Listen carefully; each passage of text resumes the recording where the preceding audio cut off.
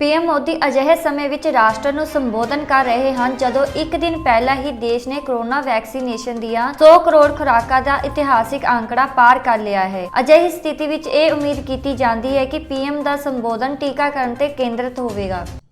आज मैं अपनी बात की शुरुआत एक वेद वाक्य के साथ करना चाहता हूं। कृतम में दक्षिणे हस्ते जयो में सव्य आहितः। इस बात को भारत के संदर्भ में देखें तो बहुत सीधा साधा अर्थ यही है, हमारे देश ने एक तरफ कर्तव्य का पालन किया तो दूसरी तरफ उसे बड़ी सफलता भी मिली। कल 21 अक्टूबर को भारत ने 1 बिलियन 100 करोड़ वैक्सीन डोज का कठिन लेकिन असाधारण लक्ष्य प्राप्त किया है। इस उपलब्धि के पीछे 130 करोड़ देशवासियों की कर्तव्य शक्ति लगी है। इसलिए ये सफलता भारत की सफलता है, हर देशवासी की सफलता है। मैं इसके लिए सभी देशवासियों को हृदय से बधाई देता हूं। साथियों, 100 करोड़ वैक्सीन डोज ये केवल एक आंकड़ा नहीं है, ये देश के सामर्थ्य का प्रतिबिंब है, इतिहास के नए अध्याय की रचना है। ये उस नए भारत की तस्वीर है जो कठिन लक्ष्य निर्धारित कर उन्हें हासिल करना जानता है। ये उस नए भारत की तस्वीर है जो अपने संकल्पों की सिद्धि के लिए परिश्रम की पराकाष्ठा करता है। साथियों, आज कई लोग भारत के वैक्सीनेशन प्रोग्राम की तुलना दुनिया के दूसरे देशों से कर रहे हैं। भारत ने जिस तेजी से 100 करोड़ का 1 बिलियन का आंकड़ा पार किया है, उसकी सराहना भी हो रही है। लेकिन इस विश्लेषण में एक बात अक्सर छूट जाती है कि हमने ये शुरुआत कहां से की है। दुनिया के दूसरे बड़े देशों के लिए वैक्सीन पर रिसर्च करना, वैक्सीन खोजना, इसमें दशकों से उनकी महारत है, एक्सपर्टाइज थी। भारत अधिकतर इन देशों की बनाई वैक्सीनेशन पर ही निर्भर रहता था, हम बाहर से मंगवाते थे। इसी वजह से जब 100 साल की सबसे बड़ी महामारी आई तो भारत पर सवाल उठने लगे, क्या भारत इस वैश्विक महामारी से लड़ पाएगा? भारत दूसरे देशों से इतनी वैक्सीन खरीदने का पैसा कहां से लाएगा? भारत को वैक्सीन कब मिलेगी? भारत के लोगों को वैक्सीन मिलेगी भी या नहीं? क्या भारत इतने लोगों को टीका लगा पाएगा कि महामारी को फैलने से रोक सके? भांति भांति के सवाल थे, लेकिन आज ये 100 करोड़ वैक्सीन डोज हर सवाल का जवाब दे रहा है। भारत ने अपने नागरिकों को 100 करोड़ वैक्सीन डोज लगाई है और वो भी मुफ्त, बिना पैसा लिए। साथियों, 100 करोड़ वैक्सीन डोज का एक प्रभाव ये भी होगा कि दुनिया अब भारत को कोरोना से ज्यादा सुरक्षित मानेगी। एक फार्मा हब के रूप में भारत को दुनिया में जो स्वीकृति मिली हुई है, उसे और मजबूती मिलेगी। पूरा विश्व आज भारत की इस ताकत को देख रहा है, महसूस कर रहा है। साथियों, भारत का वैक्सीनेशन अभियान सबका साथ, सबका विकास, सबका विश्वास और सबका प्रयास का सबसे जीवंत उदाहरण है। कोरोना महामारी की शुरुआत में ये भी आशंकाएं व्यक्त की जा रही थी कि भारत जैसे लोकतंत्र में इस महामारी से लड़ना बहुत मुश्किल होगा। भारत के लिए, भारत के लोगों के लिए ये भी कहा जा रहा था कि इतना संयम, इतना अनुशासन यहां कैसे चलेगा। लेकिन हमारे लिए लोकतंत्र का मतलब है सबका साथ। सबको साथ लेकर देश ने सबको वैक्सीन, मुफ्त वैक्सीन का अभियान शुरू किया। गरीब, अमीर, गांव, शहर, दूर सुदूर, देश का एक ही मंत्र रहा कि अगर बीमारी भेदभाव नहीं करती तो वैक्सीन में भी भेदभाव नहीं हो सकता। इसलिए यह सुनिश्चित किया गया कि वैक्सीनेशन अभियान पर वीआईपी कल्चर हावी न हो। कोई कितने ही बड़े पद पर क्यों न रहा हो, कितना ही धनी क्यों न रहा हो, उसे वैक्सीन सामान्य नागरिकों की तरह ही मिलेगी। साथियों, हमारे देश के लिए ये भी कहा जा रहा था कि यहां ज्यादातर लोग टीका लगवाने के लिए आएंगे ही नहीं।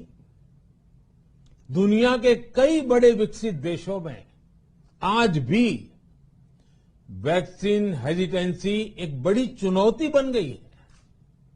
लेकिन भारत के लोगों ने 100 करोड़ वैक्सीन डोज लेकर ऐसे लोगों को निरुत्तर कर दिया है।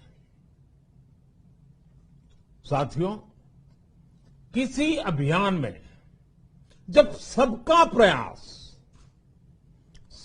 प्रयास जुड़ जाता है तो परिणाम अद्भुत ही होते हैं।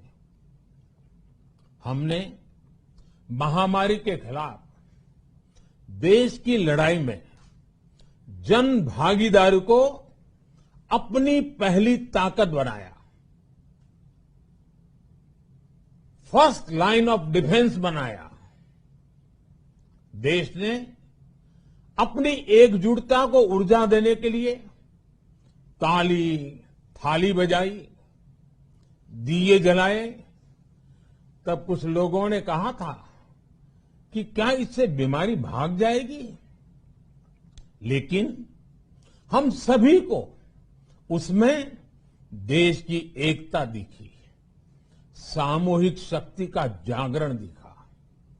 इसी ताकत ने कोविड वैक्सीनेशन में आज देश को इतने कम समय में 100 करोड़ तक पहुंचाया है।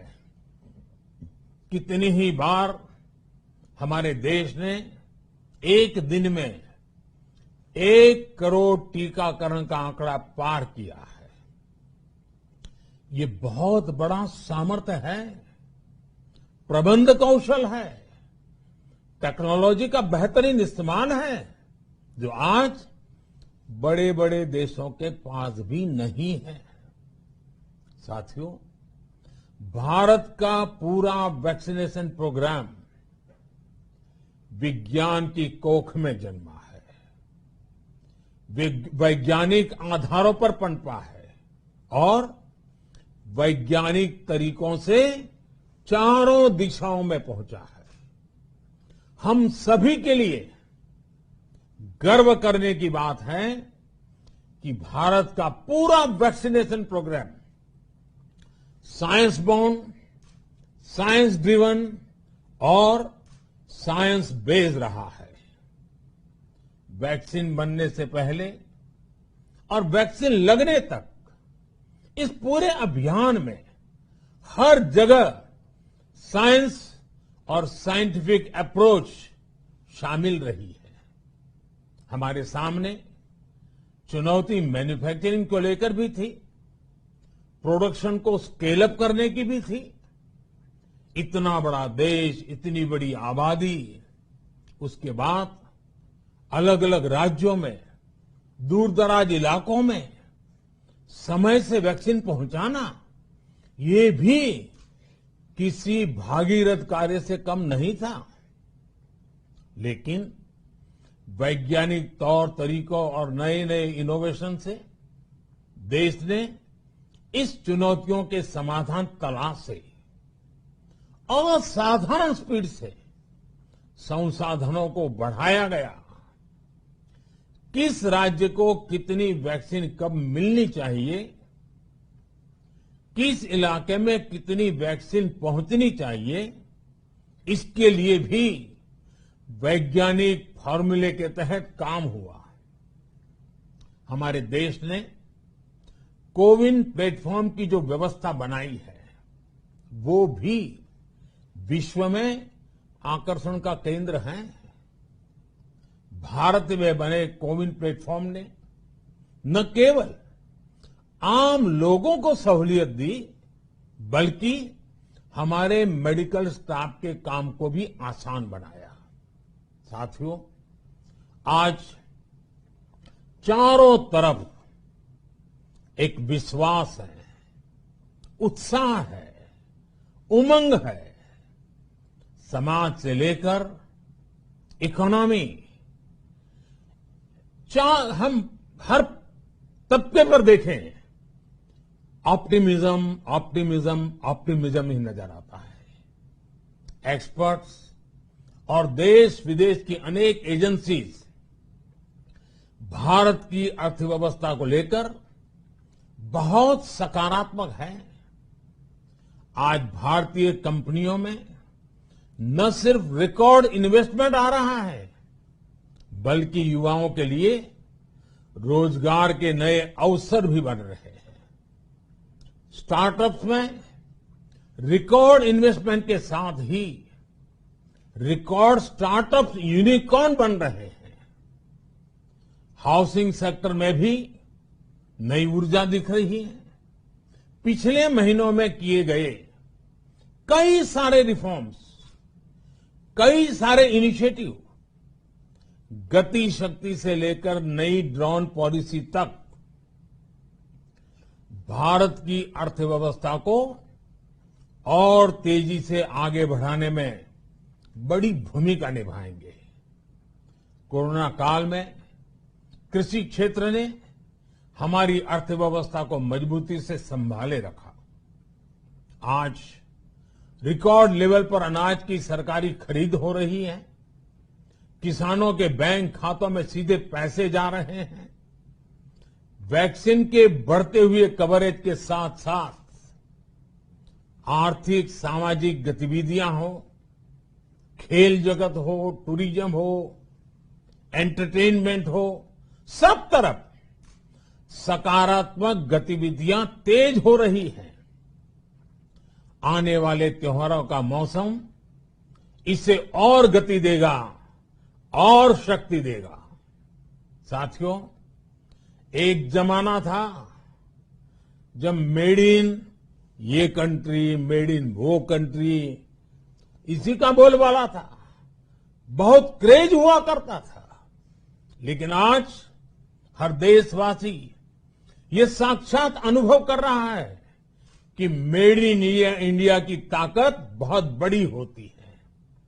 और इसलिए आज मैं आपसे फिर ये कहूंगा कि हमें हर छोटी से छोटी चीज जो मेड इन इंडिया हो, जिसे बनाने में किसी भारतवासी का पसीना बहा हो, उसे खरीदने पर जोर देना चाहिए। और ये सबके प्रयास से ही संभव होगा। जैसे स्वच्छ भारत अभियान एक जन आंदोलन है, वैसे ही भारत में बनी चीज खरीदना, भारतीयों द्वारा बनाई चीज खरीदना, वोकल फॉर लोकल, ये हमें व्यवहार में लाना ही होगा। और मुझे विश्वास है सबके प्रयास से हम ये भी करके रहेंगे। आप याद करिए, पिछली दिवाली हर किसी के मन मस्तिष्क में एक तनाव था, लेकिन इस दिवाली 100 करोड़ वैक्सीन डोज के कारण एक विश्वास का भाव है। अगर मेरे देश की वैक्सीन मुझे सुरक्षा दे सकती है, तो मेरे देश का उत्पादन, मेरे देश में बने सामान मेरी दिवाली और भी भव्य बना सकते हैं। दिवाली के दौरान बिक्री की एक तरफ और बाकी साल की बिक्री एक तरफ होती है। हमारे यहां दिवाली के समय, त्योहारों के समय बिक्री एकदम बढ़ जाती है। 100 करोड़ वैक्सीन डोज हमारे छोटे छोटे दुकानदारों, हमारे छोटे छोटे उद्यमियों, हमारे रेहड़ी पटरी वाले भाइयों बहनों, सभी के लिए आशा की किरण बनकर आई है। साथियों, आज हमारे सामने अमृत महोत्सव के संकल्प है, तो ऐसे में हमारी ये सफलता हमें एक नया आत्मविश्वास दिलाती है। हम आज कह सकते हैं कि देश बड़े लक्ष्य तय करना और उसे हासिल करना बखूबी जानता है, लेकिन इसके लिए हमें सतत सावधान रहने की जरूरत है। हमें लापरवाह नहीं होना है। कवच कितना ही उत्तम हो, कवच कितना ही आधुनिक हो, कवच से सुरक्षा की पूरी गारंटी हो, तो भी जब तक युद्ध चल रहा है, हथियार नहीं डाले जाते। मेरा आग्रह है कि हमें अपने त्योहारों को पूरी सतर्कता के साथ ही मनाना है। और जहां तक मास्क का सवाल है, कभी कभी जरा, लेकिन अब तो डिजाइन की दुनिया भी मास्क में प्रवेश चुकी है।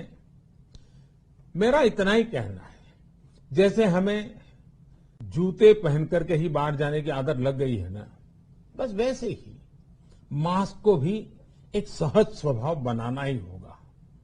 जिनको अभी तक वैक्सीन नहीं लगी है, वो इसे सर्वोच्च प्राथमिकता दें। जिन्हें वैक्सीन लग गई है, वो दूसरों को प्रेरित करें। मुझे पूरा भरोसा है कि हम सब मिलकर प्रयास करेंगे तो कोरोना को और जल्द हरा पाएंगे।